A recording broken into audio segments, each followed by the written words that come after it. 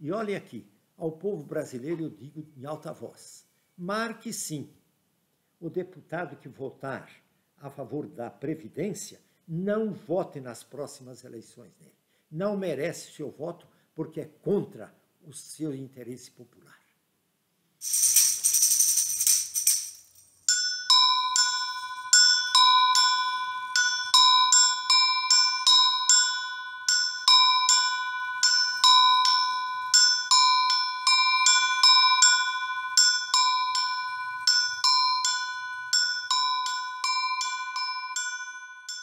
Bom dia, Eleonora. Bom dia, Rodolfo. Bom dia, Dona. Parabéns pelo amor que os une, pelo trabalho que realizam na Tutameia e em tantos outros lugares. Carnaval? Olhe, eu sou um velhinho de 85 anos e no meu tempo de juventude o carnaval era meio pichado, porque era festa de muito gasto e também de sexo pelo sexo, de muita bebida, isso mais aquilo. No decorrer dos anos, eu fui descobrindo que é uma belíssima festa popular. Há exageros? Há violências? Existem. Mas isso também há em tudo quanto é canto. E quero dar um testemunho a respeito desse último carnaval. Uns 10 dias antes da festa carnavalesca, eu recebi um telefonema da Vanessa. A Vanessa é daqui da comunidade. E ela, então, me convidou para ir à escola de samba Rosas de Ouro. Que pertinho, né? Exatamente. Aí eu disse para ela, mas minha filha, eu nunca fui à escola de samba e tal. Não, Dom Angélico, vem aqui para o senhor fazer uma oração num grupo nosso aqui. Aí eu fui. Quando eu adentrei assim no salão, eu fiquei admirado. Porque à frente aqui está a Vanessa, é uma negra muito simpática, muito bonita, e à frente dela estavam 150, maioria de jovens, cadeirantes, cegos, surdos, numa palavra, deficientes físicos. E quando eles começaram a cantar e na cadeira de rodas sambar, o velho se comoveu. E depois eu vi, porque não fui a desfile, não fui a nada, mas eles falaram, o senhor precisa ver o desfile, que vai ser de sexta para sábado, e vai sair às 4h40. Aí eu acordei mais cedo e vi. Foi em homenagem aos caminhoneiros e a Vanessa estava de Nossa Senhora Aparecida, com deficientes também em cadeira de roda caminhando. Então, o nosso Deus é o Deus da alegria. E vamos realmente ter muita alegria no decorrer da vida.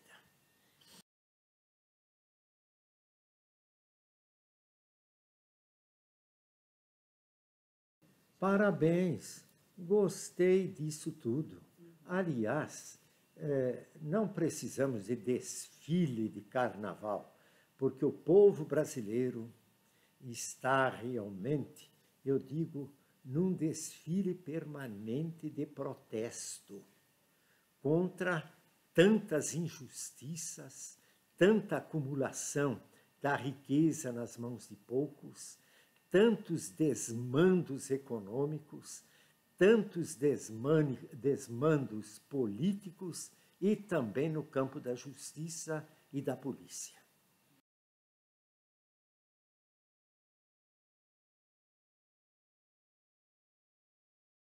Rodolfo, meu irmão, a realidade é a seguinte. Eu, quando jovem, era jornalista em Ribeirão Preto. Depois padre, depois bispo, e em Ribeirão Preto ainda, nós estávamos à frente de um jornal, Diário de Notícias, que tinha se colocado na defesa dos trabalhadores, de maneira especial, dos trabalhadores do campo. E se falava muito, era tempo de João Goulart no poder, se falava muito das reformas de base. Aí veio o golpe militar. Nós chamamos inadequadamente golpe militar, mas o golpe foi civil-militar. Por que civil? Porque foi um golpe nitidamente econômico.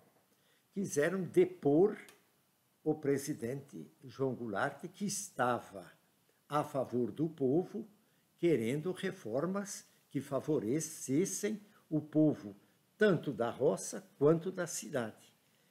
Esse golpe de 1964, ele teve a proteção dos Estados Unidos, do poder econômico internacional e nacional, e contou também com o apoio dos militares. Agora, nós tivemos um outro golpe. Qualquer conversa em contrário é conversa para inglês ver. É mentira alienante em cima do povo. O que houve foi um golpe em cima do poder popular para que não tivéssemos o povo no poder. Quem é que deu o golpe? O poder econômico. Somente que apoiado pelo parlamento. Nitidamente, nitidamente. Eu não tenho partido político, é bom que fique muito claro, mas sempre defendo o reino de Deus, que é feito de justiça, de amor, de vergonha na cara, para que o povo realmente tenha vida. E o que nós estamos vendo no mundo de hoje? Não só no Brasil. É uma crise, não é somente crise nossa, mas é crise do que antes de tudo? Crise econômica, porque realmente a riqueza se acumula nas mãos de poucos. A gente fala, por exemplo, que no mundo, 6 pessoas das mais ricas detêm nesse prato da balança 80% daquilo que a população tem no outro prato da balança. Isso vale para o Brasil também. A gente vive assim como se nada tivesse acontecendo num país em que deputados, senadores, juízes ganham perto de 30 mil por mês e coloquem os outros achegos, chegam até 100 mil por mês. E o salário mínimo, 960 e poucos reais. Como se isso fosse, afinal de contas, o normal. Nós vivemos um tempo de escravidão. E, desgraçadamente, estávamos acostumados com a barbaridade da escravidão. Agora temos um outro regime econômico, capitalismo liberal. Eu não tenho nenhuma simpatia pelo comunismo, não. Mas o capitalismo, como dizia um amigo meu, é o diabo que tem 2 chifres. Um é o comunismo, outro o capitalismo. E nós precisamos trabalhar por uma economia solidária, em que os bens que Deus destinou para toda a humanidade realmente sejam usados por toda a humanidade, e não sendo apossados por poucos à custa do sofrimento de tanta gente.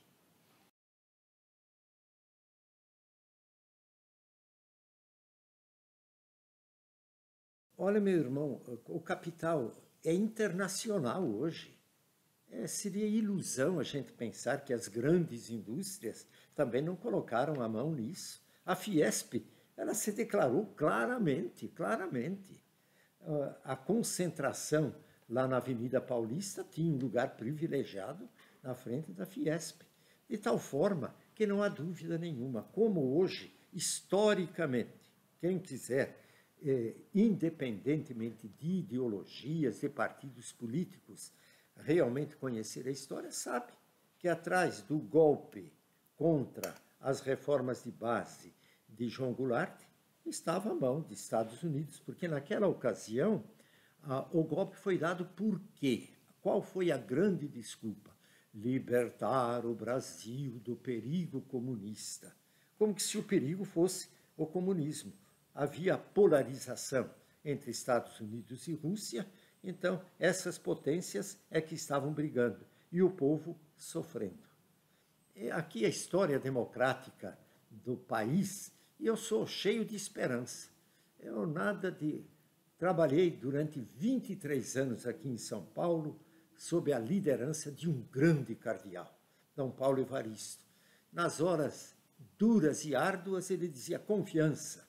Vamos avante, de esperança em esperança, na esperança sempre. Mas a história, durante a minha vida, eu conheci nesse sentido de relacionamento na imprensa e tal, Getúlio, um tiro no peito, diante de todas as pressões. Depois um golpe, João Goulart. Depois um presidente que disse, olha, eu renuncio por causa das forças ocultas. Um outro presidente que, fundador de Brasília, foi impedido na ocasião de visitar Brasília, de aterrissar em Brasília pelas forças da ocupação da ditadura militar civil. Ele morreu em circunstâncias a serem ainda devidamente apuradas. João Goulart levou um golpe, foi para o exílio. Então, agora a Dilma. Essa é a história da democracia nesse país que precisamos evoluir e respeitar o voto popular. O que houve agora, recentemente, foi um desrespeito ao voto popular. Essa que é a realidade. Um partido oportunista, MDB, agora mudou de nome, ficou com vergonha do nome que estava, MDB, ele se alia a um partido que perdeu as eleições. Eu lamento dizer isto, porque tenho e tive, por exemplo, Mário Covas, ilustre um dos fundadores do PSDB, lá no céu ele deve ter dito, o que fizeram? Aliar-se, perderam a eleição, aliam-se para um golpe parlamentar? Então, isso tudo em nome da democracia. Ora, vamos largar de mentir em cima do povo. Grandes meios de comunicação, inclusive, estão não a serviço da verdade, não a serviço do povo, mas estão a serviço do capital. Essa que é a verdade. E o povo, tadinho do povo, que é a grande riqueza nesse país. O povo brasileiro é um povo extraordinário, do norte a sul, leste a oeste, é um povo extraordinário. Mas esse povo é alienado. Agora, por exemplo, quem é que está querendo? Poder econômico. É vergonhoso isso, poder econômico. As grandes reformas, reforma trabalhista, agora a reforma da Previdência. Façam, nós precisamos de reforma da Previdência, inclusive de uma boa administração, uma limpa e ética administração, mas espera um pouco, faça a reforma cobrando aquilo que bancos, grandes empresas devem para a Previdência. Querem fazer a reforma da Previdência? Comece pelos marajás da Previdência e não penalizando mulheres, velhos, anciãos e anciãs, trabalhadores. Isso é uma vergonha. Quer dizer, nós precisamos, sim, de uma reforma ética que atinja a todo o povo, nós e os poderes da República. Quando eu digo poderes realmente do Legislativo. O Legislativo dá uma campanha contra a política. E nós precisamos de política. Temos bons políticos nesse país. Como temos também políticos corrompidos pelo capital. Precisamos de reforma política, reforma econômica, precisamos de uma série de reformas, mas com ampla consulta popular. E não simplesmente reformas que visam favorecer o capital, alienando cada vez mais o povo. Isso não precisa de muita conversa, como eu estou tendo aqui, não. Basta ver a realidade.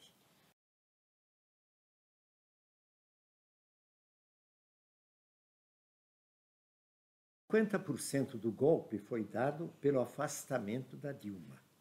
Outros 50% vai ser consumado pelo afastamento daquele que tem, nas pesquisas, a preferência do povo. O Lula. Essa que é a verdade. Vai ser consumado? Eu acho que sim. Acho que sim. Numa justiça que está comprometida. Numa política, está comprometida politicamente falando. Ora, o chefe da Polícia Federal querendo isentar o presidente atual. Isso é um escândalo. Quer dizer, faz comentaristas sérios dão risada diante disso tudo. O povo brasileiro tem consciência, quando realmente pode refletir, pode discutir, de que ele está numa jogada. Então, realmente, eu acho que eleições são necessárias, mas é pena que as eleições sejam levadas avante nesse clima. Nesse clima. E o senhor acha que o presidente Lula vai ser impedido de competir e isso vai ser a continuidade do golpe? É a consumação do golpe. Eles não ficarão satisfeitos enquanto não afastarem o poder popular. E o senhor não acha que vai haver reação popular a essa hipótese do presidente não poder competir? Pode haver reação, mas eu acho que uma das lacunas, e posso dizer até erro, do próprio PT, digo isso como analista, ter se agarrado mais a compadrios políticos partidários para a governabilidade, se esquecendo da organização popular, dos movimentos populares, das células populares, de tal forma que, em grande parte, há uma desmobilização popular. Hoje se conta com internet, conta com muita coisa, mas realmente aqueles que amam o povo brasileiro devem se voltar para a organização popular, para o respeito aos movimentos populares, a valorização desses movimentos. Eu não acredito em grandes movimentações populares, não. Não acredito nesse sentido de protestar contra o golpe, porque a maior parte da população está também confusa pelos meios de comunicação.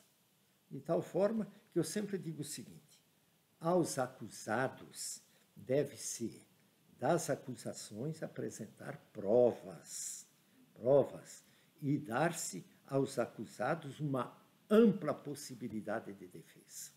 Agora, o que há no Brasil é que se acusa e a pessoa já está sendo julgada pela imprensa e o povo vai atrás. Eu acredito que não houve provas suficientes para mostrar uma eventual culpa do ex-presidente Lula. Pelo menos não há uma isenção. Por que se julga com tanta severidade o presidente Lula e se deixa assim pacificamente o presidente, entre aspas, atual da República Federativa do Brasil? Quando nós vimos um aliado dele com uma sacola de 500 mil, que não estão ainda explicados. Quando vem o chefe da Polícia Federal dizer que, afinal de contas, vai arquivar... Mas para um pouco. Então, está havendo uma desigualdade escandalosa no encaminhamento das denúncias, das delações e assim por diante. De tal forma que, nesse processo, parlamento, o judiciário e a política também estão, a polícia estão politicamente comprometidos. E é pena que isso aconteça. O atual presidente, na consideração popular, por exemplo, não tem condições de governar esse país. Não tem acatamento nenhum. Não sou eu que estou dizendo. São as pesquisas que anunciam. E por quê? De tal forma que há uma disparidade, uma desigualdade no encaminhamento das questões. Há uma perseguição ao presidente Lula? Eu acho que, não tanto pessoalmente, o que o poder econômico internacional, nacional, não quer ver é o povo no poder. Não quer, não suporta, aqui no Brasil, ver um operário nordestino, pernambucano no poder. Não suporta também, na América Latina, ver um índio. Fica agitado. Então, há, sem dúvida nenhuma, uma onda conservadorista no mundo de hoje. E há uma crise econômica. Estados Unidos passaram por uma crise econômica, a Grécia ainda está numa crise, Portugal, Espanha, França, o Brexit na Inglaterra e assim por diante. Então, é uma crise econômica do sistema. Nós precisamos caminhar, essa que é a realidade, para uma humanidade fraternizada. Eu tenho como líder, como chefe, Jesus. E Jesus pregou o quê? Anunciou o quê? O reino de Deus. E o reino de Deus é feito de quê? De um Deus que é Pai, que ama a humanidade. E se Deus é meu Pai, é Pai do negro, é Pai do vermelho, do índio, do amarelo, do crente, do descrente, da condição humana, nós somos irmãos. E se somos irmãos, precisamos nos amar. E por que Jesus pregou isto? Um Deus que é Pai, e disse que o pão deve ser nosso, e pão aqui é sinônimo de escola, de transporte, de moradia, de dignidade assegurada, e assim por diante, de saúde. Ele pregou isso. O tríplice poder de então pegou Jesus, colocou num julgamento iníquo, mentiroso, e o condenou à morte. E qual foi esse tríplice poder?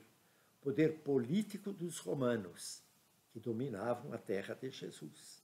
O poder econômico dos saduceus e o poder religioso do sinédrio. Esse tríplice poder colocou Jesus na cruz. Mas o Pai o ressuscitou. E ele nos enviou para anunciar ao mundo que Deus é Pai, que todos somos irmãos e que, portanto, precisamos nos amar. Não em conversa fiada, mas trabalhando por uma economia solidária, onde não haja vergonha de um salário mínimo como existe e os salários dos marajás da República, onde não se queira fazer uma reforma de previdência em cima de anciãos, de mulheres e trabalhadores, resguardando os direitos, entre aspas, dos marajás da República, daqueles que não pagam as dívidas para a própria previdência. Ora, isso é um escândalo. E não vê quem realmente, no povo, está alienado. E alienado por quem? Pelos grandes meios de comunicação, antes de tudo. E pela falta de escola, de meios e assim por diante. Basta que a gente visite as periferias. Se vocês quiserem, depois nós damos um passeiozinho aqui na praça. Eu moro em frente a uma creche. Ela está, olhe, e ao lado tem um campinho aí de treinamento do Corinthians Paulista, o maior time do mundo. Pois bem, não é do Corinthians, não. Em que o pessoal desce do morro para jogar. A praça se transformou não num jardim, não onde há grama, mas onde há capim. Então vamos soltar cavalo e vaca aí na praça, porque há abandono da periferia. Então, basta que a gente veja a realidade, que a gente ande por cortiços, por favelas, vá ao SUS com alguém doente para ver o que acontece. Ora, meu Deus do céu, é isso que Deus quer? Não. A minha luta como discípulo de Jesus é em nome da fé. Não é em nome desse ou daquele partido político. Mas nós não podemos suportar a indignidade e a mentira caminhando assim como se nada tivesse acontecendo. E muitas vezes se fazendo em nome da Constituição.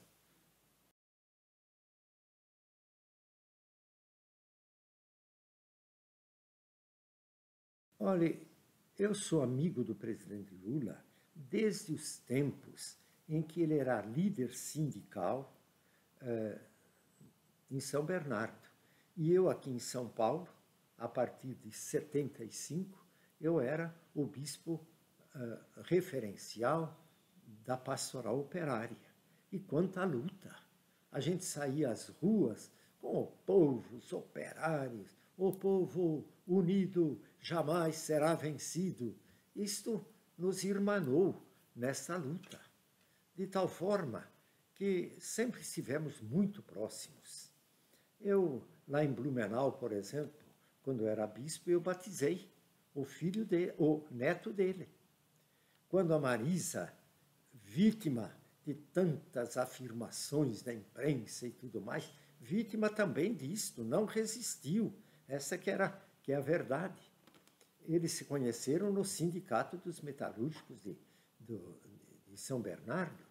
Pois bem, quando ela estava doente e hospitalizada, o Lula me pediu e eu fui ao hospital, fiz oração, dei-lhe a unção dos enfermos e quando houve o velório, me convidou também para estar lá, fui ao velório, estava também o bispo de Santo André e também alguns padres estavam lá presentes, como estava também uma da Umbanda.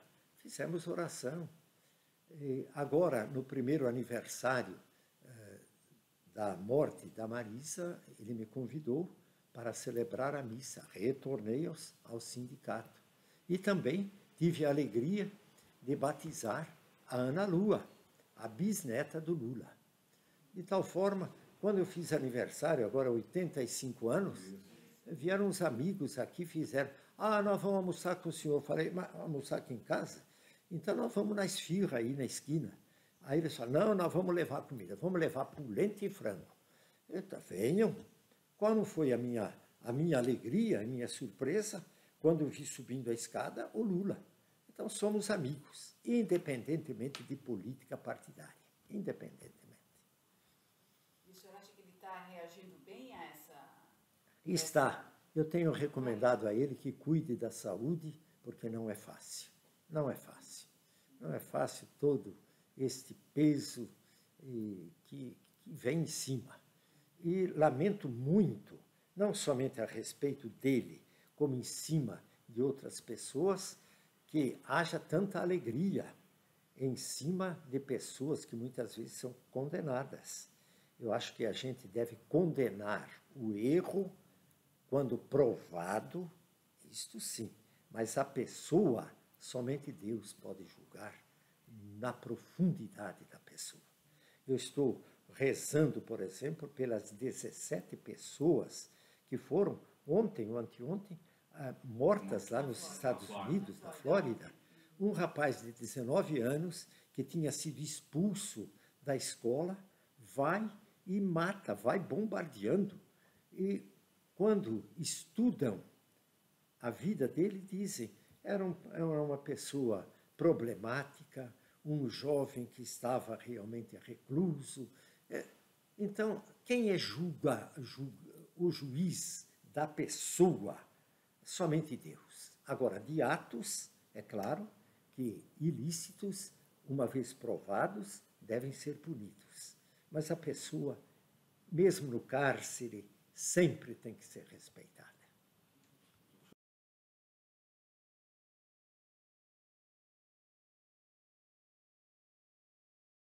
Olha, eu sempre digo, por que estão tendo tanta pressa em fazer essas reformas? Qual tem sido a paciência, inclusive, de se ouvir os trabalhadores, as lideranças dos movimentos populares? Não se ouve. Simplesmente se faz lá uma PEC ou não sei o quê, manda para o Congresso com uma pressa muito grande, inclusive com um escândalo, prometendo dinheiro para esse deputado, para aquele lá. E, olha, nós estamos o quê? Num mercado, numa feira livre, em cima do povo? De tal forma que olha aqui, eu não confio nem na reforma trabalhista e nem na reforma da Previdência. E acho que todo político que ocupa a Câmara dos Deputados, olhe, por favor, não vão na onda e digam não a esta reforma. Porque realmente é uma reforma, vem a propaganda que o governo está fazendo, essa propaganda é mentirosa, quem está sendo penalizado ainda e já está sendo sofrido é a mulher, é o ancião, é o trabalhador.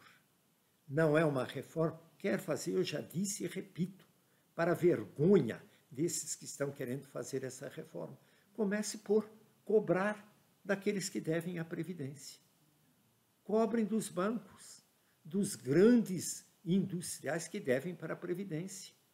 Querem fazer reforma? comece por aqueles que são os privilegiados da Previdência, e não pelos trabalhadores.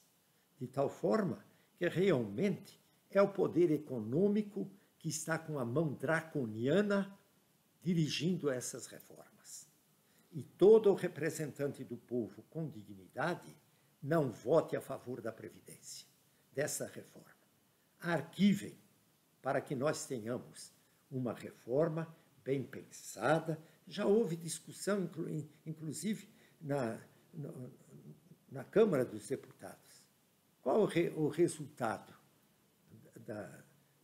da CPI ou coisa parecida a respeito da Previdência? Foi engavetada.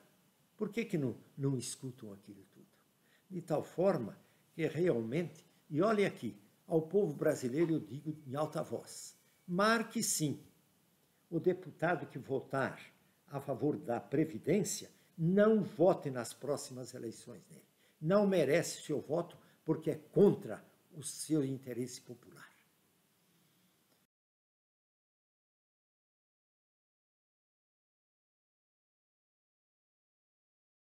Meu querido Rodolfo, meu irmão, nós estamos numa nova época.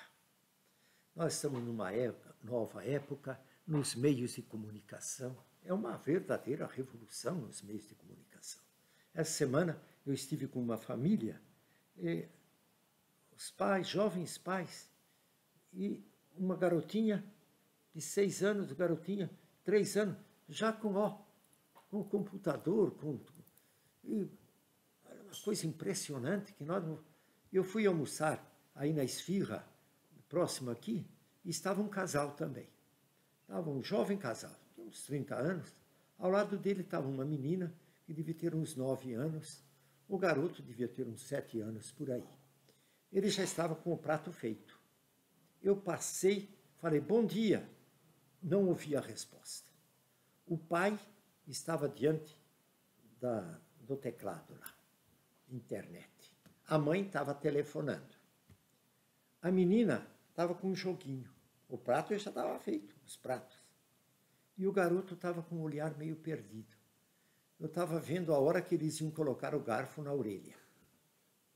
Einstein, no tempo dele, ele dizia, olha, eu temo pelo tempo em que as pessoas mais vão se comunicar com a máquina do que entre si. De tal forma que realmente nós estamos numa nova época de subjetivismo, de materialismo, de um egoísmo muito grande. E então, a igreja também está se ressituando. Essa que é a verdade. As famílias estão se ressituando, as escolas estão se ressituando. Eu gostaria de ver uma igreja muito mais ativa nas comunidades eclesiais de base, no apoio decidido às pastorais sociais, e uma igreja verdadeiramente profética.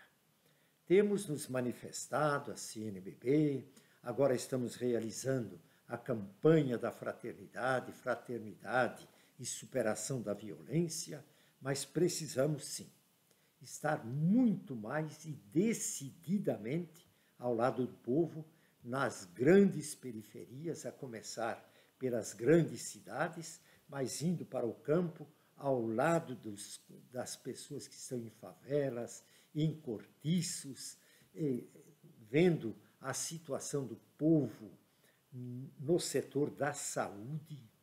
A saúde está sucateada no setor da educação, dos transportes públicos, da habitação popular. Nós temos muito a caminhar, mas muito. Essa que é a verdade.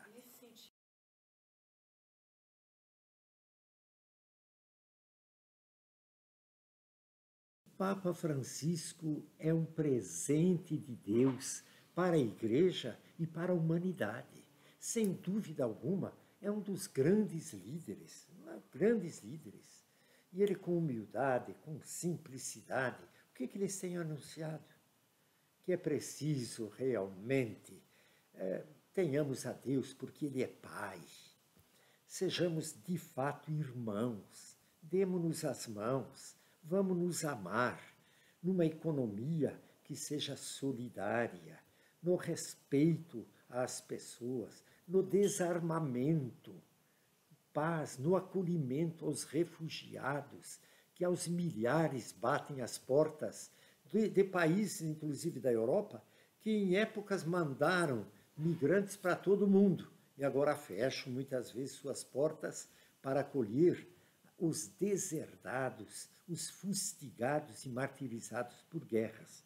Eu tive a aventura de estar com o Papa Francisco durante quase um mês, quando da realização da 5ª Conferência dos Bispos da América Latina e do Caribe, que aconteceu em 2007 em Aparecida.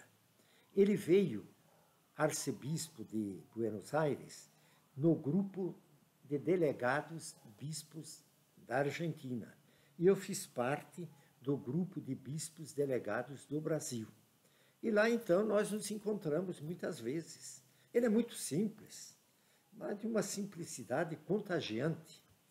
Tanto que, quando ele foi eleito Papa, eu até falei, Bergoglio? Até perguntei assim, me admirei. Na Jornada Mundial da Juventude, que aconteceu em Rio de Janeiro, eu não pude ir lá. Eu já tinha alguns compromissos, mas ele veio a Aparecida para se encontrar com o povo. E eu, então, me mandei para Aparecida. E na saída da Basílica, porque a multidão estava também fora, não coube, ele foi para saudar a multidão na praça. Eu estava aqui com um grupo de bispos. Eis senão quando eu vejo o Papa que vem vindo aqui. Eu dei uma cotovelada nesse guarda naquele e fiquei na frente dele. Na entrada aqui vocês têm a minha foto abraçando o Papa. E ele dizendo para mim, estou contente de te ver. E continuou, pensei que você tivesse morrido. Eu falei, o quê? Estou muito vivo. Ele é um dom de Deus. Os ensinamentos dele e os gestos dele precisam ser acolhidos. Vocês sabem que na própria igreja há alguns que ficam aí, olha, meio reticentes. No Vaticano há Tivemos 4 cardeais que pediram publicamente explicações a respeito do sínodo sobre a família e o amor, a alegria do amor. Mas o Papa vai para frente. No Brasil, eu acho que nós podemos e devemos acolher com muito maior entusiasmo nas dioceses, paróquias, próprias CNBB, os gestos e ensinamentos do Papa Francisco. Ele é um profeta no mundo de hoje. E quer realmente o quê? Que a igreja faça a sua missão de anunciar ao mundo a boa nova do Evangelho, que se resume em que Deus é Pai, somos todos irmãos, vamos nos amar.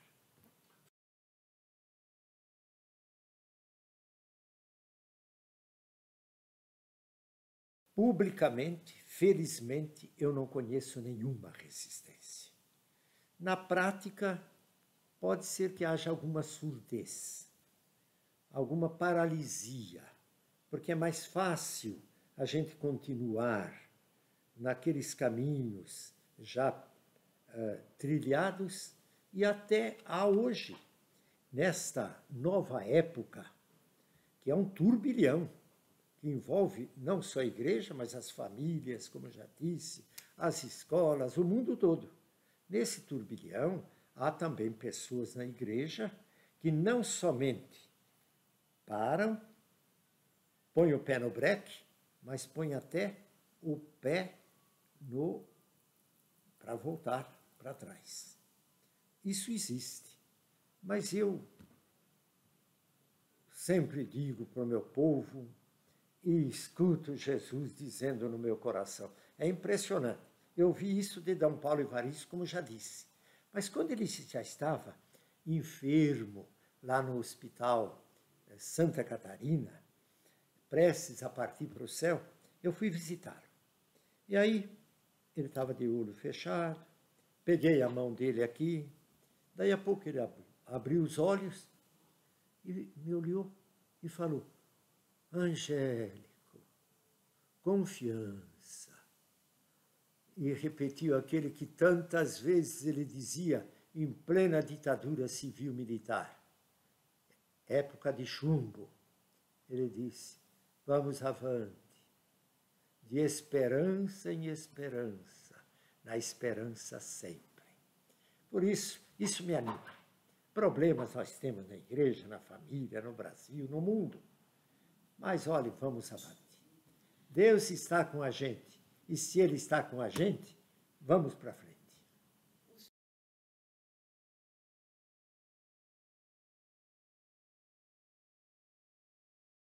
É preciso façamos uma distinção enorme de saída.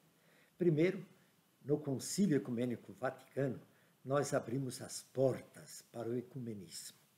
Ecumenismo com as igrejas cristãs e o diálogo interreligioso com igrejas que não são cristãs, com o judaísmo, o budismo e outras. E o macroecumenismo com aquelas pessoas que não são crentes, são ateias e assim por diante. Então, aqui, o diálogo é a grande palavra de ordem e de incentivo na igreja. Em se tratando de igrejas cristãs, eu sempre faço uma distinção. Há igrejas cristãs mais tradicionais, cito, por exemplo, a querida igreja luterana. Eu convivi de uma maneira maravilhosa com os meus irmãos luteranos lá em Blumenau. E outras igrejas cristãs, anglicana e outras igrejas. E também temos hoje uma explosão de pequenas igrejas pentecostais que estão crescendo, sobretudo, nas periferias, onde o sofrimento é muito grande. Aqui a gente precisa tomar muito cuidado. O cristianismo é uma mensagem de justiça e fraternidade. Não é uma mensagem de alienação. Jesus faz milagres? Faz. Mas essas igrejas que anunciam um Jesus curandeiro, uma prosperidade, você perdeu o emprego, peça para Jesus, pode pedir tudo para ele. Mas não transformemos o cristianismo num refúgio alienante do trabalho social. Jesus já deu todas as ferramentas para que haja paz no mundo. É a justiça e a fraternidade. Aqueles que detêm o poder econômico, o poder político, o poder militar, eles são os grandes responsáveis pelas bombas que são atiradas em cima da população. Não foi Jesus que livrou Hiroshima e Nagasaki das 2 bombas atômicas que os americanos atiraram sobre populações no Japão. Não é Jesus que vai colocar uma rede para evitar as bombas que estão caindo na Síria, em outros países da Ásia e da África. Não vai ser Jesus que vai resolver o problema do desemprego. Isso é problema social, já está na mão de economistas, de políticos, está na insaciabilidade daqueles que detêm o poder econômico. Não vai ser Jesus que vai defender os direitos dos quilombolas, dos índios aqui no Brasil, porque já ele falou que eles têm direito, de tal forma que transformar a religião, o cristianismo, em ópio do povo, é dar razão a um velho barbudo, lá na Europa, que dizia a religião é ópio do povo e o comunismo é a solução. Não, nós temos a doutrina social da igreja. Nós temos uma responsabilidade social. Não, vamos pedir saúde a Jesus? Vamos, mas vamos pedir para que aqueles que têm responsabilidade realmente criem condições de saúde para o povo. O que explica essa ascensão dessas denominações neopentecostais? Duas questões, Eleonora, eu realmente coloco como responsáveis. De um lado, a igreja se encolheu no seu trabalho das comunidades eclesiais de base. Desgraçadamente, ela precisa voltar a um trabalho sério das comunidades eclesiais de base, dos pequenos grupos, de um efetivo trabalho com as famílias. Está perto do povo.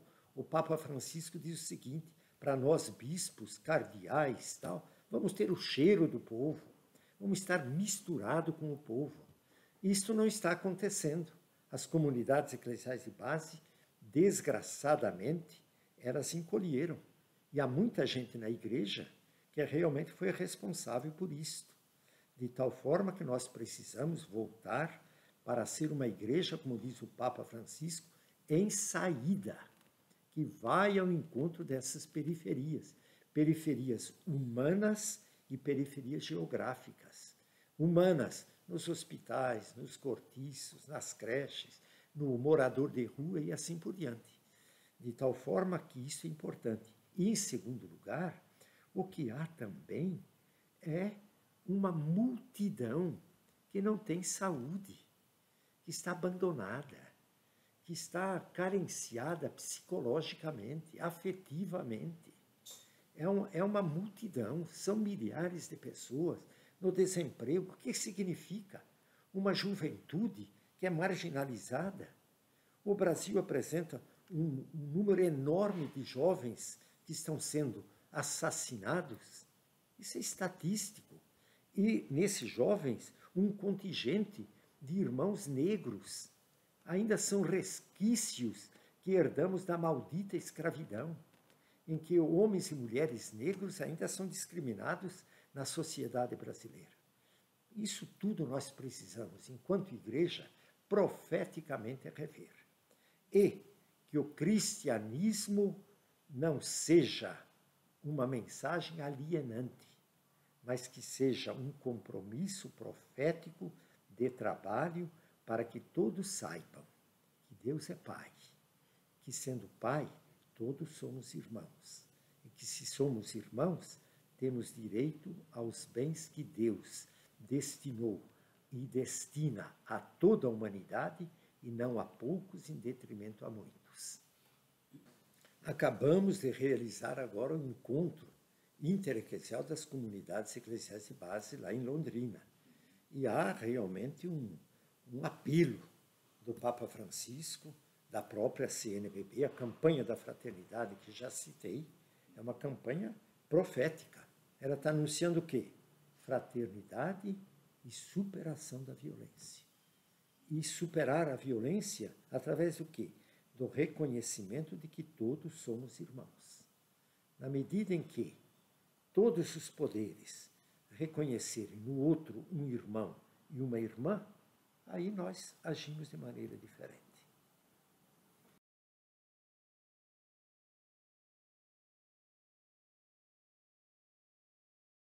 Olhe, o Jardim Primavera está aqui, é uma vila. Eu sempre digo, quando me perguntam, mora onde? Moro no Jardim Primavera, onde não há flores, mas todos somos floridos, e aqui tem um exemplar.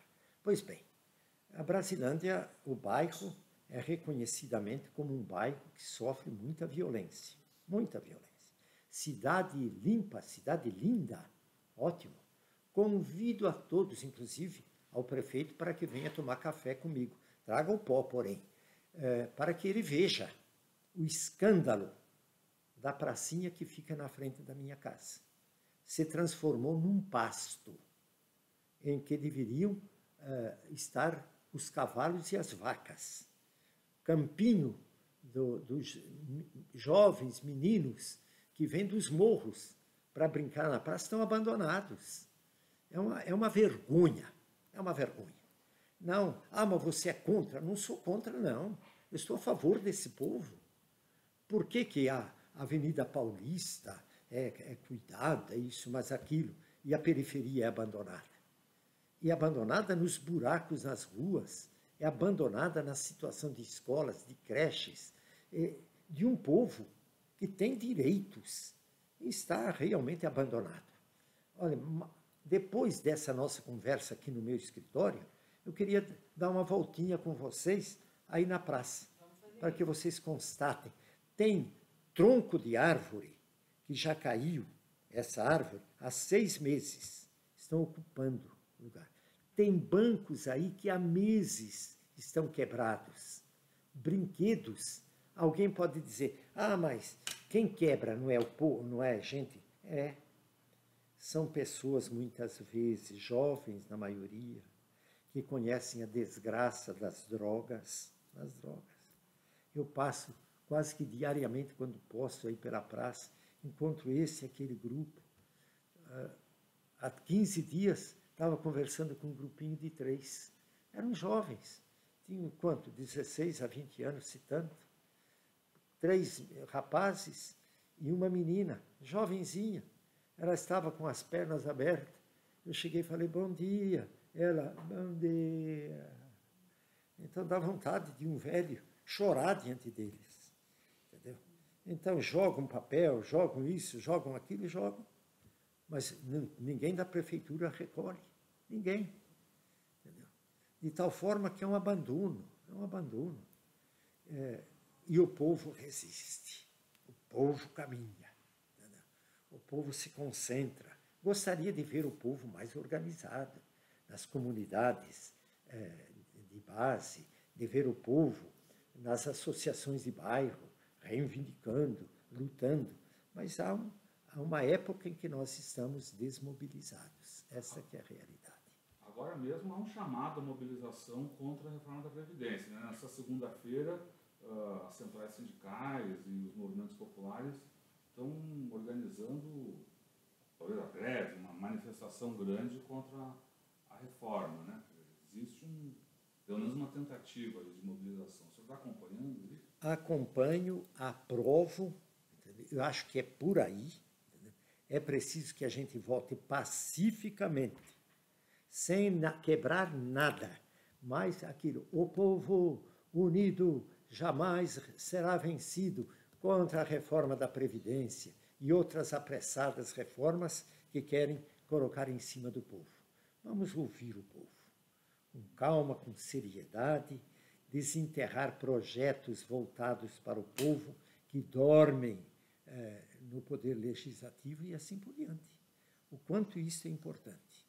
Eu tenho muito respeito para bons políticos, que nós os temos, para os policiais, sempre que encontro um policial na rua, e aí eu paro e os cumprimento, porque também o trabalho deles é árduo, mas para que todos nós, na família, eu como discípulo missionário pequenino de Jesus, mas para que sejamos coerentes com a nossa missão de construção de um Brasil onde todos tenham vida e tenham vida em plenitude, que é o sonho de Jesus.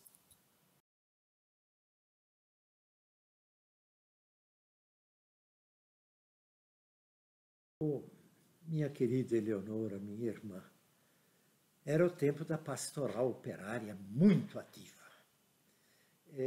Nós estávamos na nossa equipe de pastoral operária, muito ativa,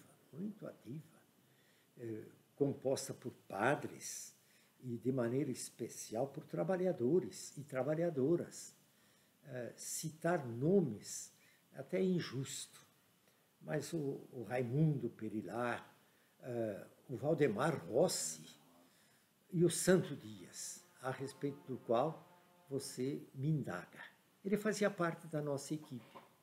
Estava havendo uma greve e ele foi alvejado pela bala da polícia militar a serviço da ditadura civil-militar.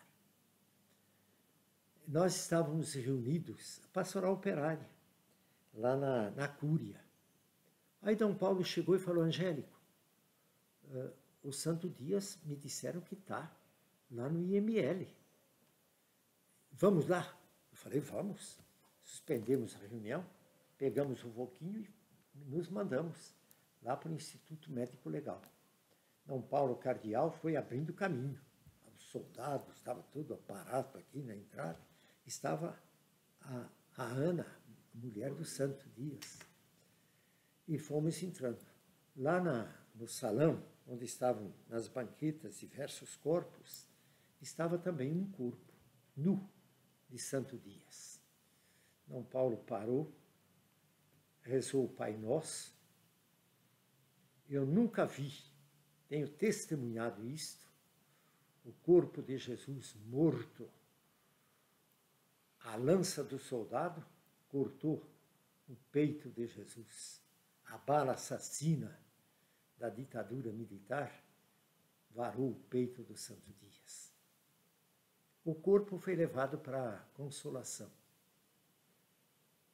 E olha, foi emocionante a movimentação do povo quando levamos da Consolação, Igreja da Consolação, até a Catedral da Sé, o corpo do Santo Dias, gritando: Santo, você continua vivo.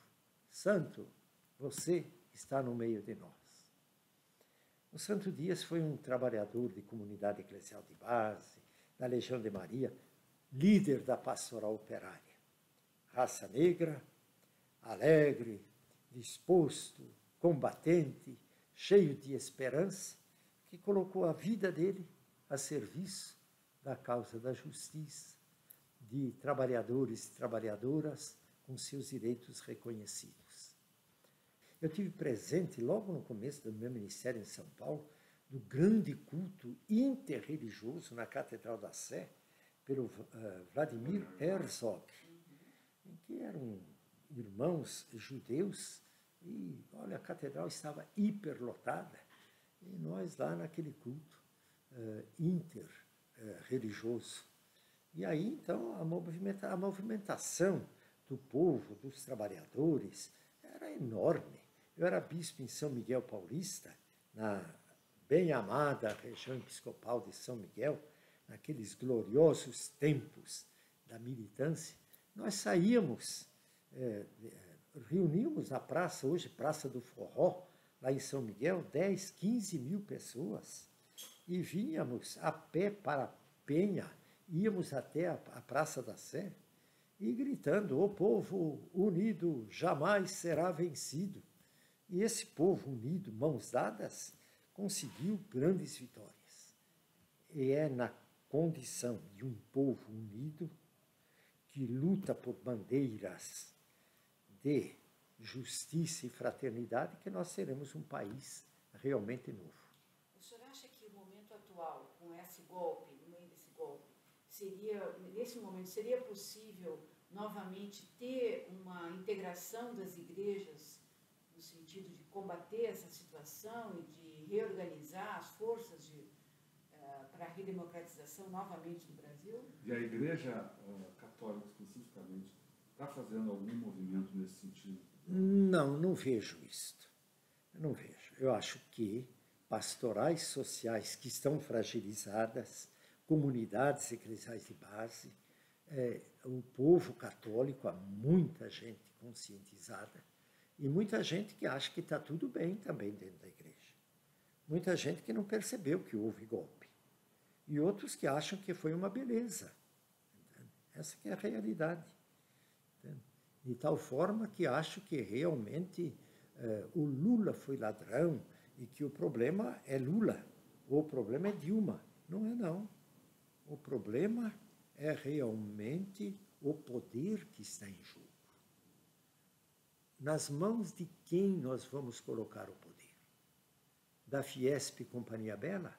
Do poder econômico voraz, que é insaciável? Eles estão lá na Amazônia, vão à Amazônia para ver. As terras, quanto mais? Mais. Aqui em São Paulo, aquilo que sobrou de índios, aí no Pico do Jaraguá, quiseram restringiram, inclusive, a terra, ninguém grita. De tal forma que há realmente os quilombolas.